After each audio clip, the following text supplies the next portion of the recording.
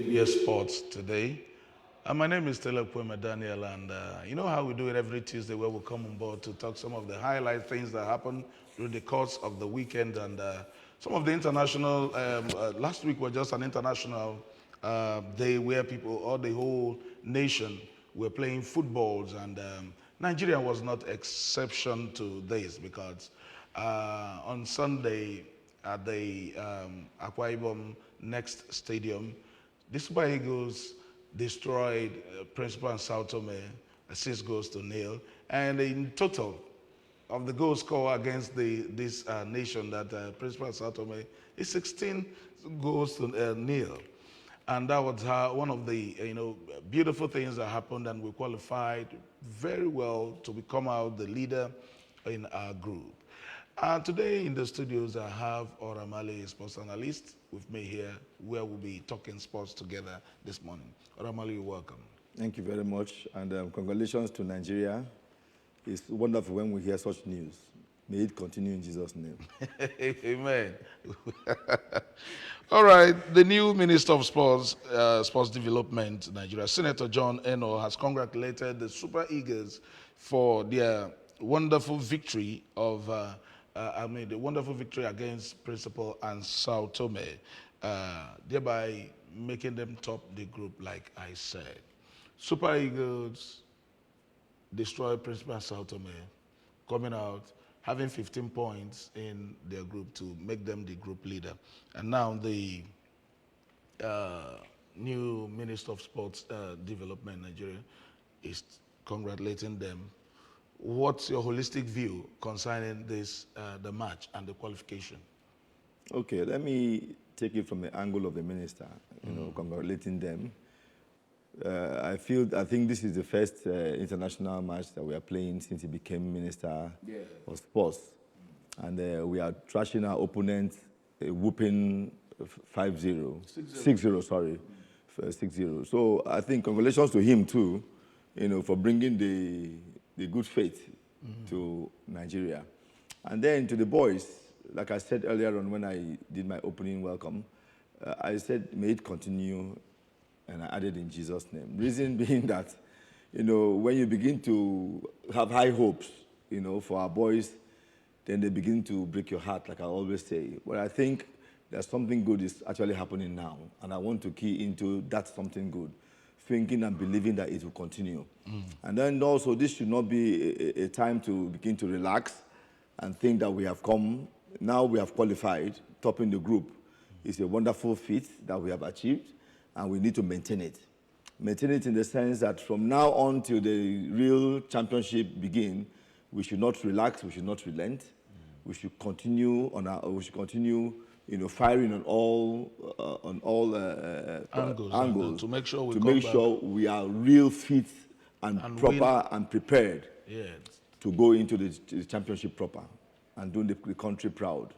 Nigeria still remains the giant of Africa in football, in so many things. I can still say that we have the talent, we have the wherewithal. If the minister can ride on this victory and make sure that all things are equal, not all things being equal, all things are equal, and make sure that these boys go into the championship proper with the zeal, with their welfare taken care of, with everything holistically prepared. And I'm sure we'll go far and make Nigeria proud again. Now, if you've been asked to just in a jiffy, just maybe just a minute, what will be your kind of setting up of agenda to this new minister? If you think, just to say, what do you think that will make this new minister flourish in terms of football, sports holistically? The reason why I said sports, is because there's a lot of activities under his ministry. Exactly, and it's all sports all together, not just football alone. The first thing he needs to do is to call a meeting of the handlers of each sport and have a dialogue with them. Hear from them, because they're the ones running the day-to-day affairs of each sport. Call them and find out where are the hitches, where are the challenges, what are the low-hanging fruits, What are the high-hanging fruits? What's there for the now, and what can we do for the future? Because it's a two-way thing. You plan for now, and you need to have a plan for the future. For replacement of the sportsmen and women that are now, you need to plan for the future. So he needs to call a meeting to dialogue, to thinker, a think tank meeting of all sports, where everybody should be able to present to him a blueprint of their own sports activities, what they want to do. And then managerially, as a minister, he can now look through it and then take out what is not supposed to be there, add a little to what is there, and then we follow properly through a plan. There must be a plan. There must be a succession plan, a success plan. It's just like somebody who goes to school and doesn't plan. You just approach exams as they come. You will not get the best at the end of the day. You want to have a first-class results. You start from day one to plan how to make it happen. So the minister has a duty to plan from now, and he cannot plan alone. He has to plan with the people who are handling the sports at the helm of their affairs. Okay. That's where he should start from. Okay. And then whatever they agree upon should be implemented. Because that's another problem we have. Implementation of agreements. Okay. We have a lot of laws in this country, but implementation of those laws is where the country is going backwards. It's okay. All right, we're still on ABS Sports today. Principal Sao Tome forward says Super Eagles were superior. Ricardo Cardoso says that Super Eagles were superior on Sunday where they were defeated. He said Super Eagles were superior to their team. And you know, this was the first time the Principal Sao Tome, the coach, had to invite all foreign-based players, but still he couldn't, stand the firepowers of the Super Eagles. What do you have to say concerning the match? Because I believe that you watched the match 6-0. 6-0. The Sao Tome striker and their captain, he's right. You know, if you see a big brother, you acknowledge. When you're about channels, and the beautiful thing about life is that when you know that Tonya Kage, then you want to aspire to be like the person. But if you are, I don't know if you're going to go. So Nigeria is not in the line of competing, with Sao Tome. I mean, I'll be shocked if this is not the result. If this was not the result, I'll be shocked. If it was just a 1 or 2-0 win, I'll still be looking at Nigeria as not, there yet, or not thinking. That didn't really do well. No, exactly. If it was just a 3-0, I would say Nigeria didn't do well. But this is showing Nkali, Would you say it's showing that they are superior? Okay, well, he said they are superior, but the truth about it is that Nigeria is a football nation, and President Sao Tome, they are still coming up to join, at least to be ascribed to. These people they have what it takes to be in tournaments. So let's wish them well. I know that they will do well. They should just go and learn from their big brother. That's if from 10-0 now they had to cut it down to 6-0. So it's a very good one, and they did well. They did well. All right, Victor Osimhen wins the Most Valuable Players Award, while Ademola Lookman won Man of the Match during this match. Victor Osimhen scoring hat-trick. Deservedly. Yes. Deservedly. Well, this guy does not need... you can't keep talking. Can't finish his talk. His talk. And that's the truth. Now, let's look at the kind of formation they played during the match. Did you see Jose Peseiro seeing any tactical formation in that match? Yes, tactical formation, yes. But you could always say that somebody had a tactical formation in a match when the person is playing against a lower, a lower cadre, not cadre in the sense that they are two different nations, I agree. But like you said, Nigeria has always been a football nation, and these guys are just coming into the limelight, trying to build a team, trying to build a football team for themselves, for football, become a football nation. So, but tactical, I'm waiting to see I want to judge him by a very competitive match. You understand? Tactically, yes, he did well. But there's no match that is small or big, because this is one of our mindset here. There's no match that is big or small. I think so. Because what we want to look at is if he started getting things right, having a crop of foreign-based players all through that are doing well in their respective clubs. Very, very well. Very, very well. Very, very well. You look at give it to the Nigerian boys. Now, if you look at Ademola Lookman firing from the other angle, you look at Osimhen at the middle, you look at the other guy at the extreme. So maybe we look at the 4-3-3 formation. Because one of the issues we have been having, both when Generoy was there before he takes over, is that Nigeria has not come to terms that we have not started enjoying good football under Jose Pesero. Yes. Like that's the insinuation. Yes. That we've not started enjoying good football. We've not really understand this is the tactical formation that he's playing. But when you look at this match that was played on Sunday, what would you really see? Because you see the three guys in front doing well. Ndidi was in the middle, like he started picking up. Yes. But you said this is not a rightful match to start. That is what I'm saying. But we will have to. It's not about who they played. It's about that round ladder. That's what the defining factor there. But too, it's like somebody in primary 6 going to write an exam of primary 2. All of them are exam. No exam is no exam is small. That's it. But if you are in primary 6 and you are giving questions of a primary 3 student, you quickly write it off. You know it back and forth. So point I'm trying to make in all this is we appreciate the progressiveness of the team, the way they are going one step at a time and they're going further. They're not going backwards anymore. At least they're not where they used to be. They are going further now. You see, like you said, it's a function of our boys who are naturally on their own, doing well in their clubs, and bringing that into the national team. Yeah. Okay. So all the coach needs to do at this point is to be able to harness these successes and bring them together to form a team. And I think he's getting it right now.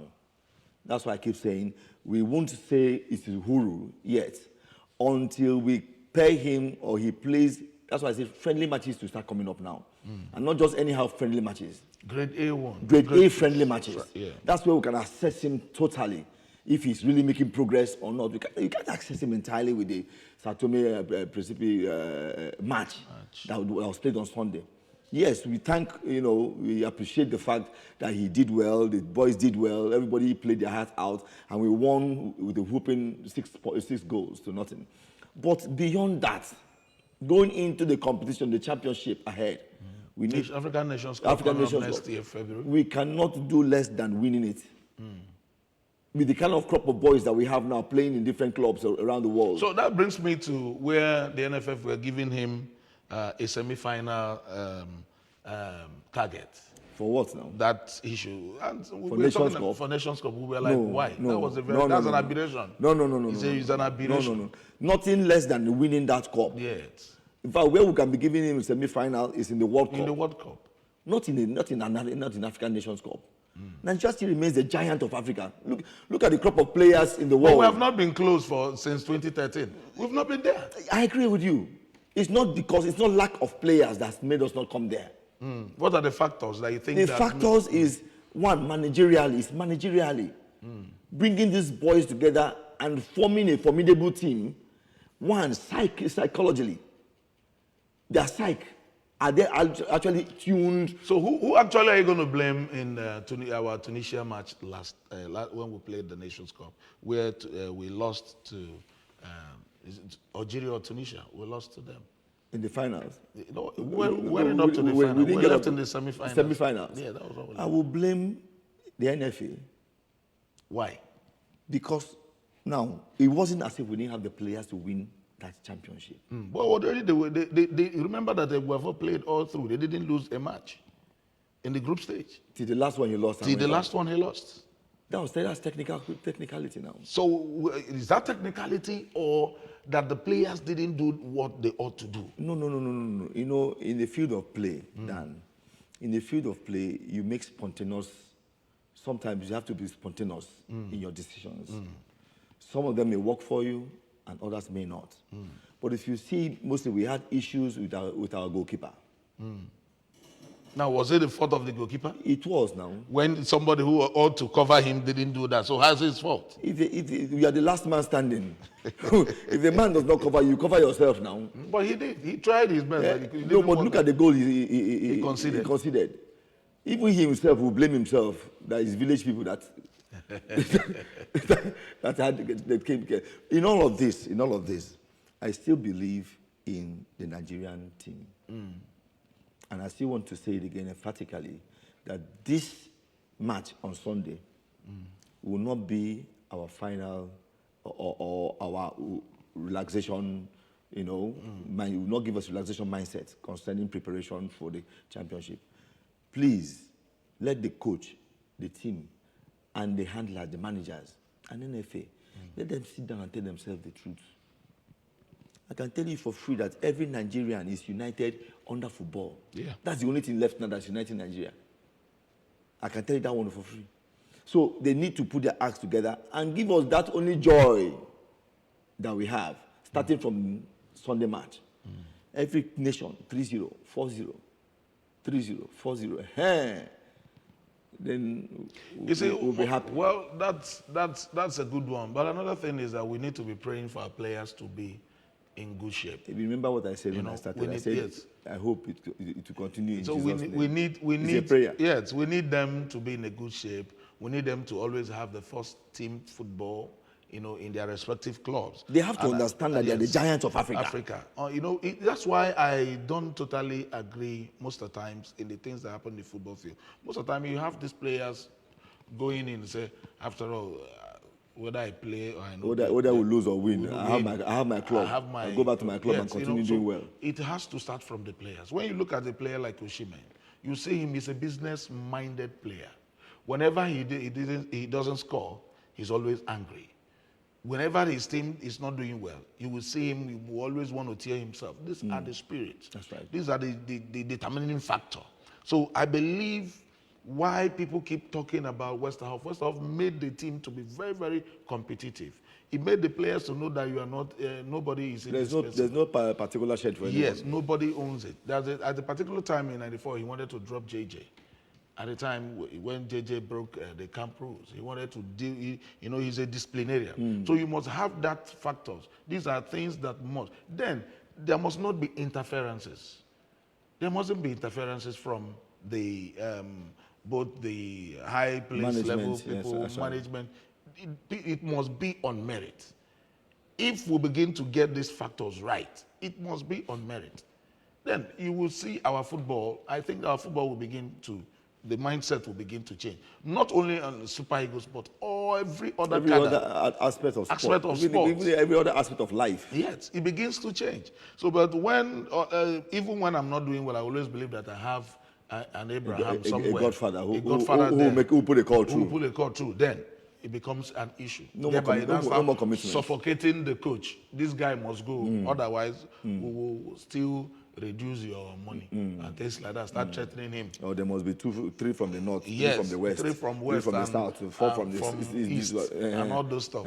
No, once you merit it, go for it, and that's what we think that would transform our football in this country. All right, we're still talking sports on ABS Sports. Paul Onuachu signs for Turkish club Trabzonspor to resuscitate his dwindling career. Paul Onuachu is a Nigerian Super Eagles player whom, for some time now, after he left Gen to Southampton, he couldn't find his bearings, and it has been very, very terrible. And it was a terrible situation because immediately he got to Southampton, they were already on their way to relegation. Now he's on his way out on loan to go to Turkish club Trabzonspor, where he believes he will resuscitate his career. Paul Onuachu, moving to Southampton, was that a very good one? Or when you know that this team is going down, moving to Southampton, was that the best decision for him? It couldn't have been the best decision. Nobody goes to a drowning team You know, one, you will not have playing time, because what makes a player is playing time. If you are a player and you're just signed, maybe you just look at the money and go to a club where you will not even have time to play, you will not have competitions to play, to show yourself, then you are going backwards, whether you like it or yes. So going to Southampton at that time, it was a bad timing for him. Maybe he had other hopes. Maybe he felt something was going to fire on and exactly, bring up. and something And that happened. boss say, don't players most of the time look at the leagues they want to go to? You know, just look and say, maybe I'm going to fit in this kind of league, or this is not going to be best for me. You know, one of the major things that decide the movement of a player sometimes is 90% money. If you look at where you're coming from, and then there's a huge difference in funds, in finances, where you're going to. Because, you know, football has age limit. It has age timing. You know, you can't play forever. Yeah. It's not like a musician who can sing as a child, can sing as a middle age, can sing as an old person, even on the sick bed you can sing. No, you know, it has time. So you make the best use of the opportunity that you have during the period of time that you can really, really play. Because a time will come when you can't play no longer. And at that time, you are useless to everybody. You know, that person that was pursuing you with so much money, at that time will say, this man is old, I don't need him anymore. So sometimes that factor, you know, it helps to shape their mindset when it comes to where they are going to play and how they are going to play. But if it's like something that they have like 2-3 clubs coming at the same time, and then they can begin to take reading between the line and look at the best competitive place to go to. But if it's just one team coming for you, you check yourself where you are. If it's better financially, you want to go there first. You know, so I think that's what happened to him. You know, it's unfortunate that when he now came, then I went for relegation. You know, but thank God he's signing up a new club now. A new club on loan to know if that his career will stand will pick up again. That's right. And that's you know, his target should also be, if he was going to get a call-up, if he's going to be doing well there, he might get a call-up to the national team again. Yes, God help him to fire in goals and do well and play well and get noticed. Because that's what I talk about, playing time. Football is about playing time. If you're just sitting on the bench in your club, no matter how much you're earning in that club, nobody looks your way. Nobody looks your way. Yeah, that's right. The Nigerian Football Federation has approved the change of name of the Nigerian Professional Football League to the Nigerian Premier Football League. Now, we've changed from Nigerian Professional Football League now to Nigerian Premier Football League. And that happened on Sunday at the 79th General Assembly in Uyo, where there was a general meeting, General Assembly of all the FA chairmen, all the sports administrators, everybody was there, and they had this meeting, a very successful one, and after that, that was when the football match commenced. Now, changing from professional league to Premier League, what significant difference do you think is going to bring to the Nigerian football?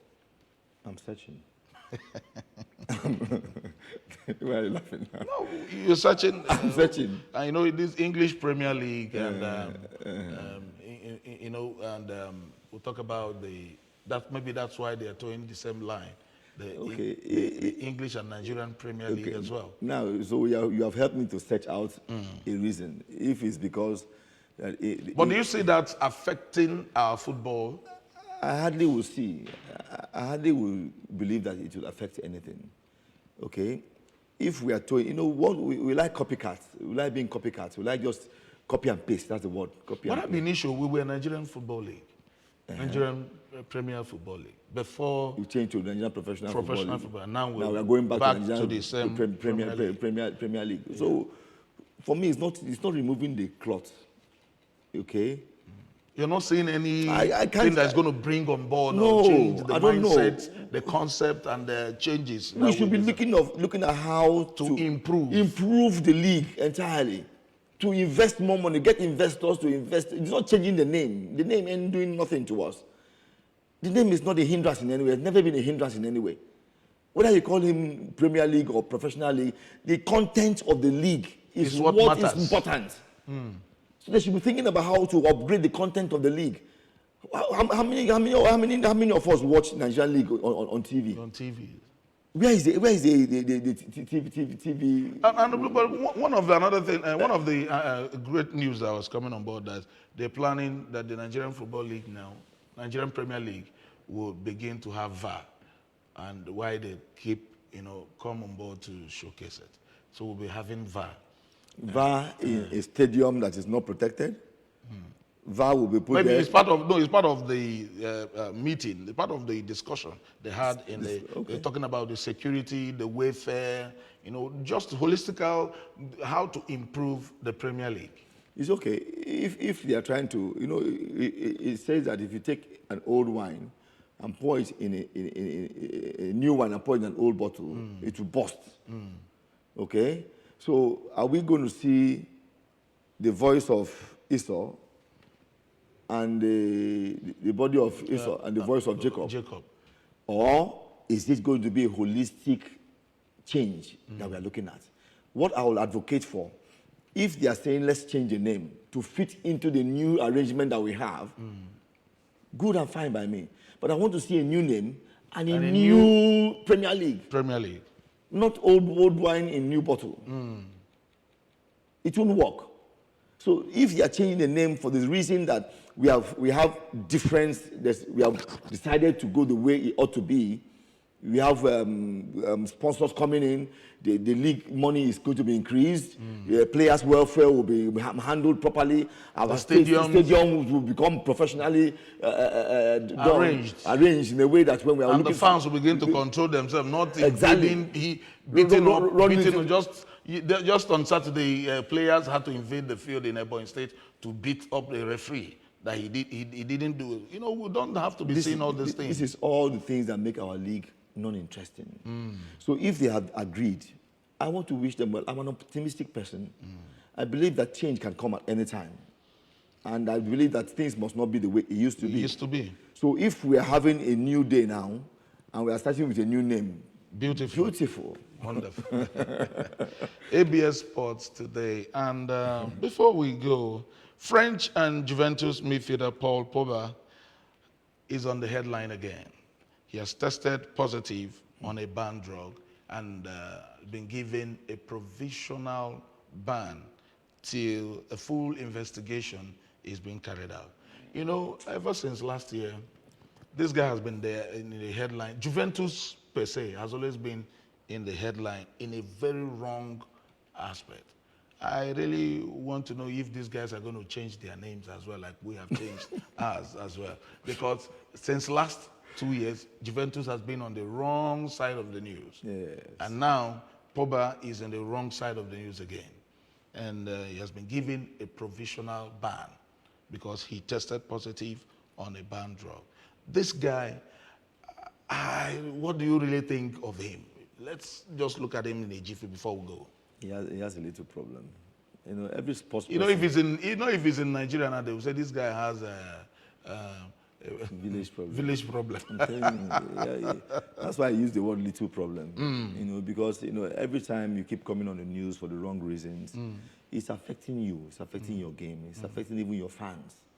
They'll begin to say, "Oh, so you are even doing all these things you are doing because you're on drugs." Nobody appreciates it, especially when it's named amongst sportsmen and women. Talking about this is not the first time that he's having this challenge. And then now he's on provisional ban. To what end? To what end? What is it that could just kill his career like that? And it's not fine. He's still a young man. And if found guilty, he will be going on 4 years. After 4 years, what else? What else? What else? Okay. What else? We wish him well. We pray that after the investigation, he will be exonerated and his football career will continue. This is where we draw the curtain close. Or he does for future. Yes. And this is where we draw the curtain close on ABS Sports today. Next week, Tuesday, we'll be coming your way with more exciting football activities and sporting activities going on all over the world. My name is Tilepoema Daniel. And Oramale, thank you for being part of this show this morning. It's wonderful. Have a great day in Anambra. Bye.